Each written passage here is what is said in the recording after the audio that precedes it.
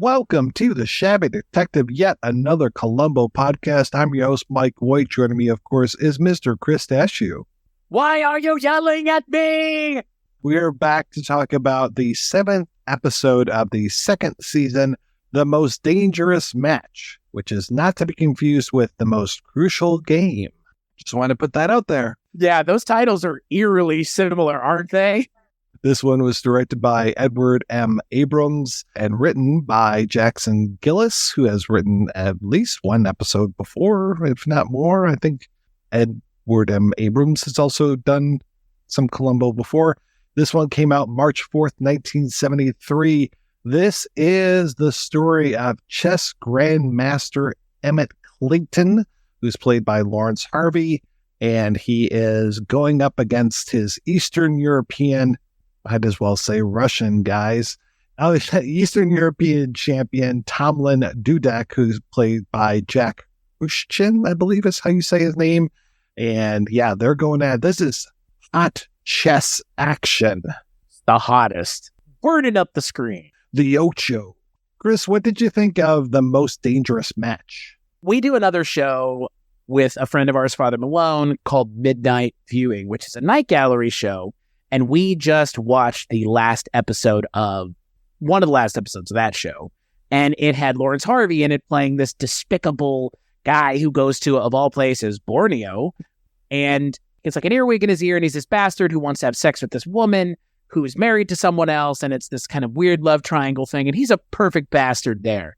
But I would contend he is a much more entertaining bastard here, because this almost supplants the Leonard Nimoy episode for me, because I really like this episode, primarily because it gets into this weird, like, almost triple contrived because the amount of like how smart Lawrence Harvey is hard to grasp. He is like a genius in a way that some of the characters we've run into who are killing people in the show aren't.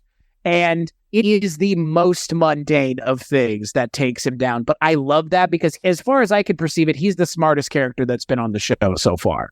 I think you might be right. Yeah, I think that Nimoy is up there. But yeah, definitely Lawrence Harvey. I mean, he's got that whole hour of observation and memorization where you could just like look at a list and memorize it and then be like, okay, I'm going to fuck with this guy's medicines, that he can just write out everything and he knows, all of these different moves. I mean, chess people are a different breed, I think. And he portrays that so well. He's got his one fallibility, which is his hearing, that he wears his hearing aid. So again, we've got technology and Columbo going on with kind of double technology here between the garbage dump and then or garbage compactor, and then what Emmett Clayton has with the hearing aid. I love the looks on his face because it looks like he's calculating all the time. He also looks confused. And it's almost like even when he has the hearing aid in, he's still having a hard time hearing. And he's still just kind of peering at the world a little harder than a normal person does. Well, it's also because they introduce the idea that he can read lips. So you feel like he's always on and he's always watching. And man, I mean, we talked about it in that episode of Midnight Viewing. I think it's worth mentioning here, Lawrence Harvey's eyes and his eyebrows. I mean, the thing that I love about Lawrence Harvey is his haircut. The man rocks the long hair, almost mullet really well. Like he looks fantastic. I have become a quick fan of Lawrence Harvey.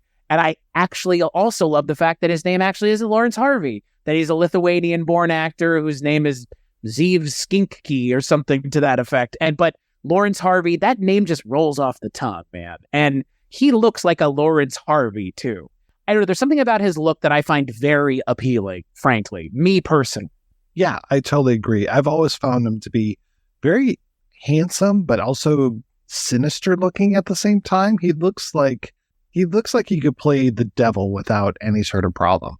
The fact that he was never like opposite, like, and I know because I keep bringing it up, like the fact that he was never like in a James Bond movie in some capacity for me is kind of surprising because he has the qualities of the actors that they wanted for those parts. I mean, he plays villains a lot, I'm assuming, right? and he plays villains in the things that I've seen him in now. And it seems like he's relishing the opportunity to play villains. And I would too, because that's kind of where you really get to just go for it. And he goes for it here. And boy, pairing him with someone as kind of lovable and teddy bear-like as Jack Crucian was a smart play as well. Because Jack Crucian, I think, is for me also the first time where he's a genuinely sympathetic character. I think almost entirely, other than like the kind of mild amount of needling that he does to Lawrence Harvey, but I'm not even sure is really needling. I think he's actually being genuine with him. But Lawrence Harvey just is one of those people who can't take genuineness, even if it smacks him in the face, because he's just so like singularly focused. But having Jack Crucian as the victim was also very smart, because he is just so likable and lovable and just kind of like cute and cuddly in a way that nobody else has been up until this point. Well, it's funny because he kind of reminds me of Will Geer from that previous episode. Will Geer is a little bit more, prickly and stuff, and just like, hey, I want to smell the cigar smell, please. But I feel like he would be great to hang out with. He's kind of like the guy you want to be your grandpa. Same thing with Jack Crucian here. I'm just like, yeah, he would be a great grandpa. Yeah, he has a really warm energy to him that, in those scenes that he shares with Lawrence Harvey, where his hotel room and they're kind of going back and forth. He's like, it's okay.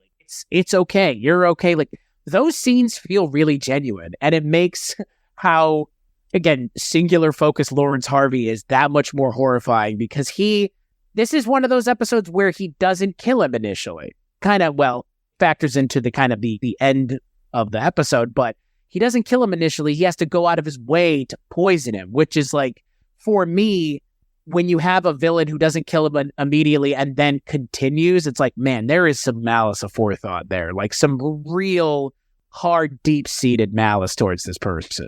Well, I like that we get into his frame of mind right away, that we start this episode in a way that we don't usually start Columbo episodes, with a dream sequence where it's Lawrence Harvey, Emmett Clayton on the middle of a chessboard, and Dudek is there kind of looking over things, but also all of the chess pieces have Dudek's faces, and they're all kind of converging on Lawrence Harvey.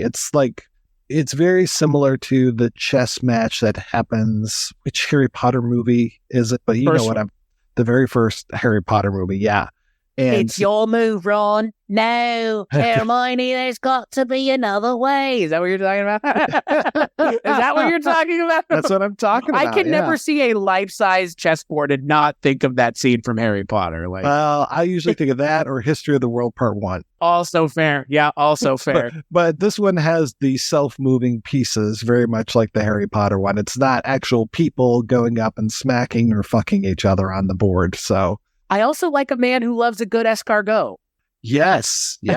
Oh man, I was getting so hungry watching that scene. Yeah, I love. Not only do I love that scene, which again, I guess they're in LA. Obviously, the restaurant that they're at is not Dan Tana's, but it kind of supposed to be Dan Tana's. I feel like an old Hollywood restaurant, and I love that it's like we could smell the garlic on his sleeves. Because he was getting into it, eating those escargot. He was just, again, he's just such a wholesome character in a way so many of the people in the show haven't been, that it's like he's just sitting there and he loves escargot and he's just getting so excited. And you see Lawrence Harvey just sitting over there fucking seething the whole time. Yeah. God, he's beyond reproach in this episode. And I do love that this episode fakes you out a couple times. They have the thing where they come back from dinner and all of a sudden Dudek's guy comes to the door and he's like, where is he? He's missing. And you're like, oh shit, it's already happened off screen. And no, closes the door and they're in the room continuing to play chess against one another. I like that there are also these kind of interesting fake outs too within the episode, because it could have been rather straightforward. And in a lot of ways it is. Yeah, Lloyd Bachner as the Russian guy. I'm just like, what? This is weird, because I'm very used to him as like Frederick Carter in Point Blank, or just like, I know we've talked about Bachner, maybe even on this podcast, if not on other ones. Too. Yeah, definitely. Naked Gun too. Yeah, he was in the second Naked Gun movie. But it's like, wow, I'm not used to this. So yeah, Bachner is playing Dudek's handler. So Dudek has his own fallibility, which is his diet. He's got diabetes, I think it is. And so he's got his handler. Plus he has, what is this guy? His physical trainer, I guess. Yeah, like a is. dietitian or something. He's got like a little entourage going on here. Plus, he has the ex-fiancée of Emmett Clayton working for him, which is another blow against Clayton's ego. Because so much of this whole episode is about a man's wounded ego. Because he gets beat in a... Now, I've read two things. I read that there's one chess game that they start at the restaurant and they finish in the hotel. I've read that there's two chess games, that each one of those games is separate. I think it's only one. What is your thought on that? I thought that there's two, because isn't there the whole plot point of like Columbo's like, well, they finished the thing at the restaurant. Okay. And he was like, well, who won? Because that's a whole plot point, right? Is like, who won at the restaurant? He's like, oh, well, I put the pepper forward. And he's like, well, that means you were black, which means you lost, which means you were lying. But he's like, no. I was just using the pepper shaker, which is like, okay, what a contrived ass lie that is. Dudek keeps track of all of his games, as does Emmett Clayton, I imagine, as does, I think, every single chess player out there, like if you're worth your medal. That was a little bit of a fake out itself. Like that ends up not fact. I mean, that's just the circumstantial evidence that we end up kind of always getting with Columbo. It has very little to do with his dog. Let's just put it that way. Which, can we talk about the dog for a moment? Because for me, that was the moment of the episode where I was like, why is the dog here? Dog is back. I haven't seen Dog in forever, and here's Dog again, as well as Dr. Benson. Yeah, Dog solving the crime, essentially. When I saw the dog, the kind of like the second to last scene of the episode, I was like, oh, okay, so the dog is going to be the one who finds this out. Not for the fact that I know Columbo's dog is a big deal in the show, and that he shows up again, I'd be like, man, this feels contrived. But the fact that the dog comes back plenty of times and that this dog is like part of Columbo's character, obviously, I think really works. That it's kind of this weird moment of the dog just showing up at the crime scene. Yeah, the dog thing and those like scenes with Columbo and the dog are very funny. They're very strange too, but they are very funny. Well, and I love that we cut from the whole chess thing over to Columbo playing checkers against the doctor, which was really nice. And just to show, like, Columbo's more salt of the earth. He's not playing chess against this guy. He's playing checkers, and he's probably going to let himself get beat. Because I don't see Columbo losing many games. No, I don't either. And I feel like Columbo knew that it was Lawrence Harvey from like the moment he walks in there. Oh, yeah. 100%. Like, this is one of those ones where it's like Columbo knew before he even got there. That's the thing that I like how they bring Columbo into it. It's that you're talking about the fake outs. And there's the one like, oh my God, where's Dudek at? Oh my gosh, he's missing. He's over at the restaurant. And he has been missing. He also went missing at lunchtime too. Nobody talks about that one, but Lawrence Harvey saw him sneak out at lunch. He's gone at dinner. His handler's going crazy, calls the cops. That's how Columbo gets on the scene. And then he's, kind of hanging out, talking with another officer. And then it's like, oh, wait, no, there actually was something that happened. And see that ambulance going on? There was an accident at the hotel. And now Columbo's in on the case, even though it's not a homicide yet. Yeah, and I like that they really kind of build to the moment where Lawrence Harvey kind of finally turns on Jack Crucian, and they have him, please write this note for me. I've fallen in love with this woman. And it's like, oh my God, like Jack Crucian's character is so gullible. Like, I kind of appreciate it. Like, again, like kind of just, it serves the narrative of like, this is a really like genuinely innocent person.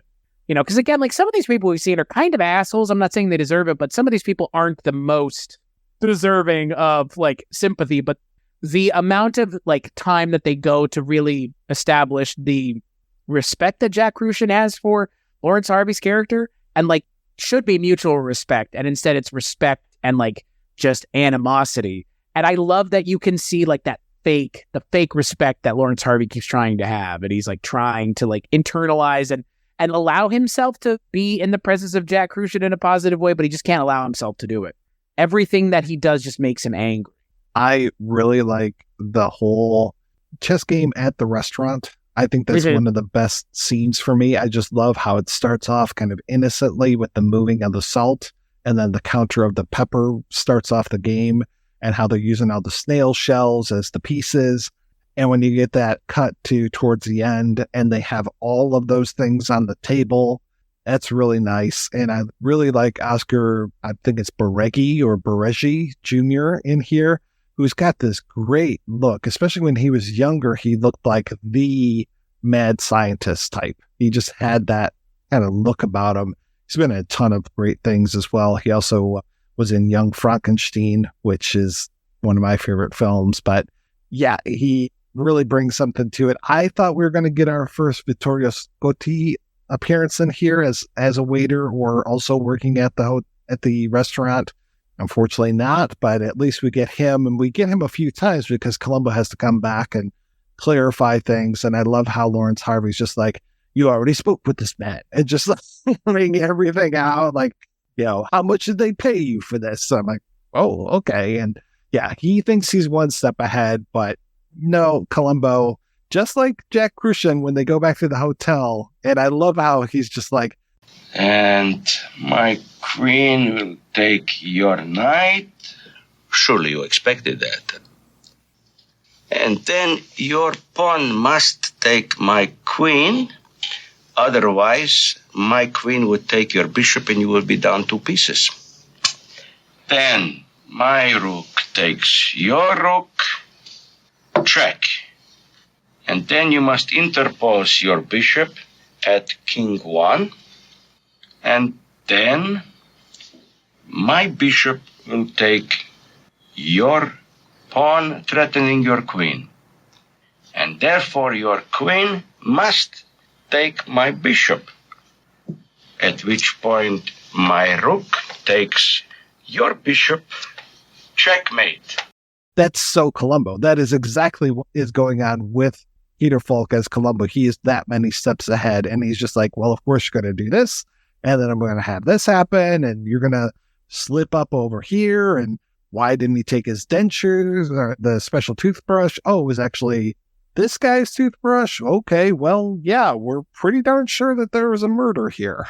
I think you would like to know that he did not pack his yes, thank you for letting us know. You're welcome. I love that scene where he's just like, I thought you'd like to know that there was possibly a murder. I do like also, towards the end of the episode, because again, there is a lot of chess. You mentioned kind of hot chess action. Even in like the Eddie Arnold episode where it's the military thing, like there's military stuff, but it's not ever present. This is the first one where it feels like it's in every scene. There's chess something or references to chess or mentions of chess, but the fact that they have that scene at the end where Columbo knows what's going on finally, he's figured it out, and he's just waiting to essentially trap Lawrence Harvey. I found that scene to be my favorite scene in the entire episode because the amount of arrogance that Lawrence Harvey has in that scene is a joy to watch him giving that performance of someone who's like, well, he's dead now, so there's nothing you can do to stop me. And he's just like, well, I did this, and here is this, and this, and I got you, and this, and I got you too, and if you want to stick around, fucking go home.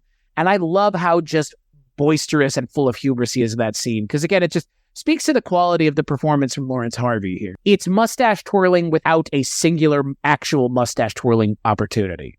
I'm glad that they held themselves and did not have Columbo go checkmate at the end. Right. That would be too like Bondian, right? Or something where it's like, he's never that pithy. It's more like anything he says at the end is like a direct jab right into the person's heart. Because in this one, he doesn't say anything, really. He just kind of looks at him, and he looks at him, and they go, ooh, only somebody who's deaf could have done this. It just happens to be you. I do like that ends up being, after all of the kind of other moments that we have, just like in all these other episodes, of, it could be this, it could be this, it could be this. It ends up being the hearing aid. I do like that. That, it ends up being the one thing we've kept seeing him have to deal with throughout the entire episode. That freaky dream sequence that he has where he throws the hearing aid against the mirror and it cracks and you see like it's all animated and stuff. I appreciated those dream sequences. It made this episode feel more like Lawrence Harvey's episode than any of these other episodes have felt like that villain's episode, because we get to see his like interior monologue with himself in a way, like those dream sequences. We haven't really seen anything like that with anybody else.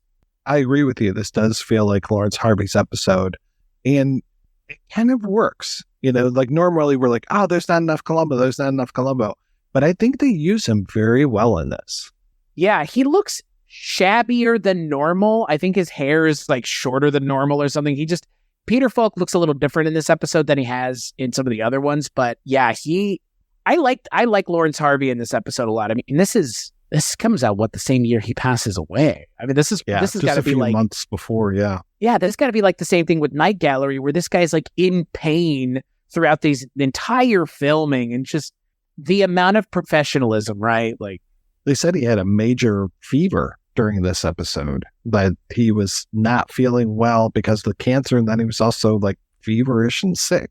What a professional, really. Oh, yeah. Like, again, like he's an immensely talented actor who I'm going to watch more of his stuff. I've never seen the original Manchurian Candidate. I've only seen the remake. Like, yeah, I'm sure. Because again, like that's a movie where he's like the second build behind Sinatra. So, and he's a great actor. Who else is in that? James Gregory.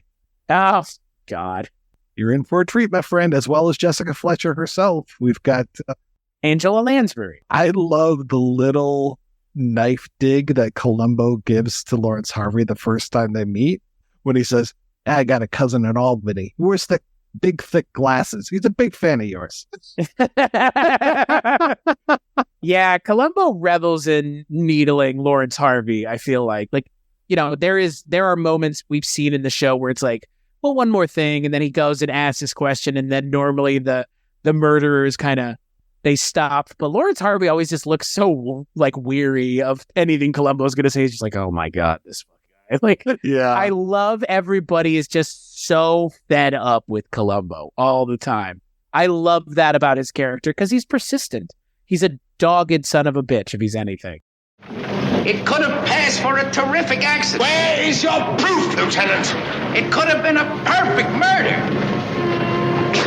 Will you give me the proof? Can you read my lips now? That whole screaming thing. And when he motions to the cop to turn it off, and then he keeps screaming, it's like, he got you, motherfucker, so good. Oh, like, yeah. Oh, that might be for me right now the best gotcha moment, is when he's still screaming, and he's like, the only way someone could have known is if they didn't know it turned off, which means it had to be someone who was deaf. Like, Lawrence Harvey's face is just like, he can't fathom how much he fucked up so minusculely that it ends up fucking everything up. Like, that one thing, all you had to do is go and hit that button, and probably he would have gotten away with it. Actually, he would have totally gotten away with it. Well, I don't know if he would have gotten away with it, because there was the toothbrush, there was the medicine. Yeah, but I think you might be right. I think he might have gotten away with it too. Right. If it hadn't been for that meddling detective. Yeah, he never packed his bags, but isn't what they're going for that Dudek tried to kill himself? Yeah. Right? So, like, if he ends up going into the grinder and the grinder ends up not turning off, Lawrence Harvey is just, he just couldn't handle it anymore, The I gotcha in this one is fantastic, that he has to do that. I'll tell you what bothered me. When he gives his little explanation there at the end, I really like that. Reveling in how much he got Lawrence Harvey. Well, and again, Lawrence Harvey in that scene right before it, he is so full of himself that that Columbo is just relishing the opportunity to like just thrust the knife in and turn it as hard as possible. And it is nice, Dog being kind of the Deus Ex canine there with the running up those stairs. It's like, oh my God, he would have died. It's like, don't worry, mister. When the guy throws down that can, I love that moment. Just there's a lot of really good moments in this one. This one, I'm glad that you liked it, because this one, with me growing up on Columbo, this was one of my favorites. And I read, I can't remember if it was Columbo Files book, but he was just like, yeah, doesn't make any sense. Lawrence Harvey should have stuck around and made sure that he died. And I was like, no, again, I think it's that hubris thing. I think he thought, once I push this guy in here, it's okay and I can just leave. I don't think he ever had second doubts about anything. And then the hearing aid is really what trips him up.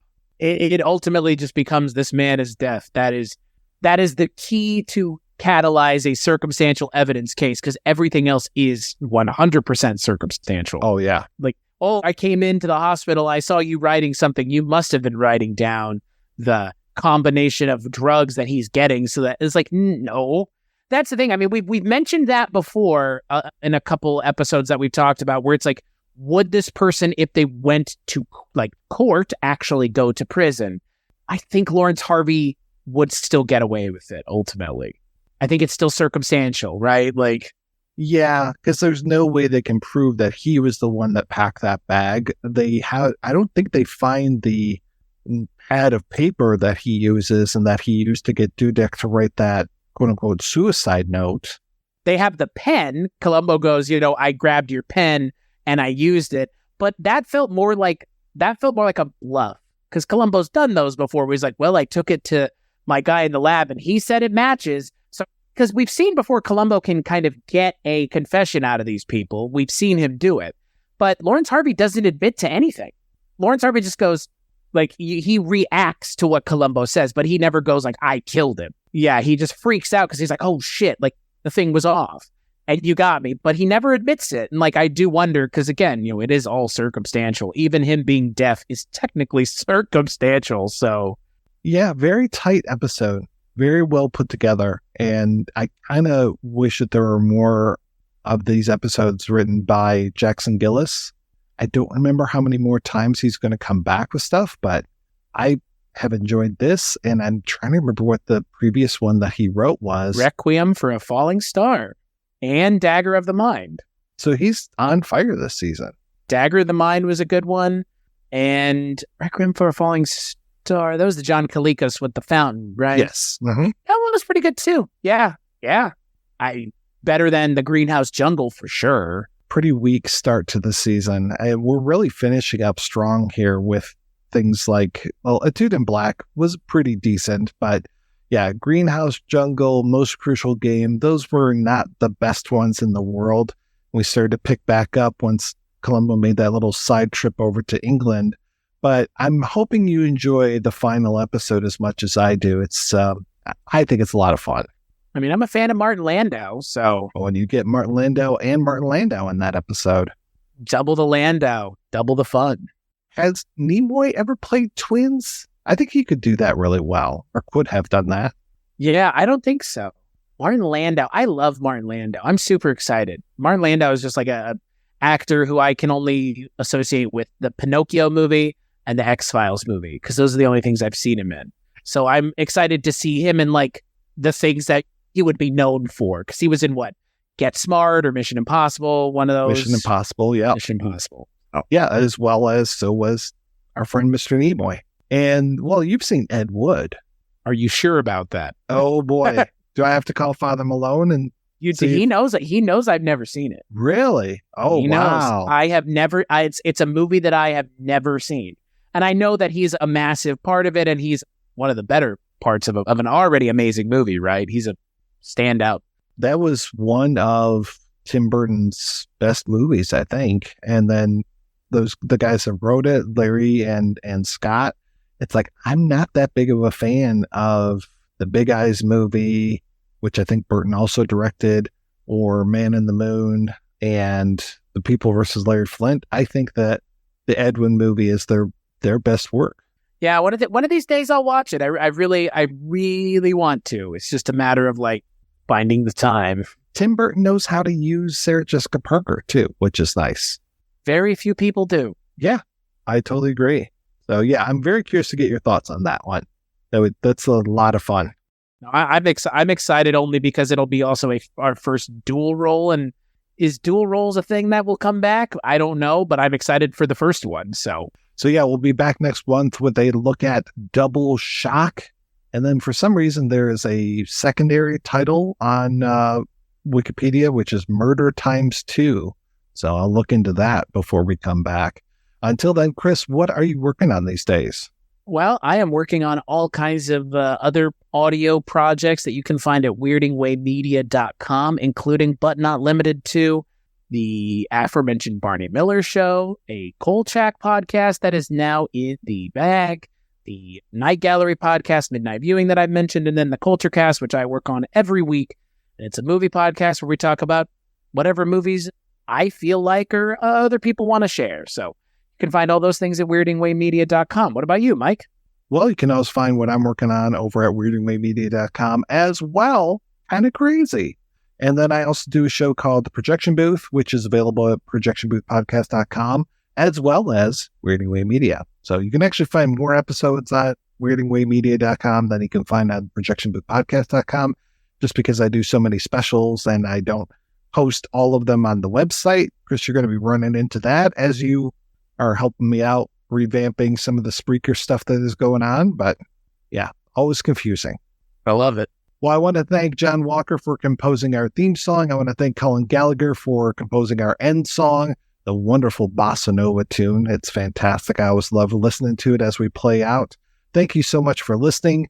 If you like the show, please be sure to rate and review it over on whatever podcast platform you happen to download from. Though really, I'm talking about iTunes, which I think is where we get most of our listens from. So that's pretty awesome. Thank you so much, everybody, for listening, and we look forward to talking to you again next month about The Shabby Detective.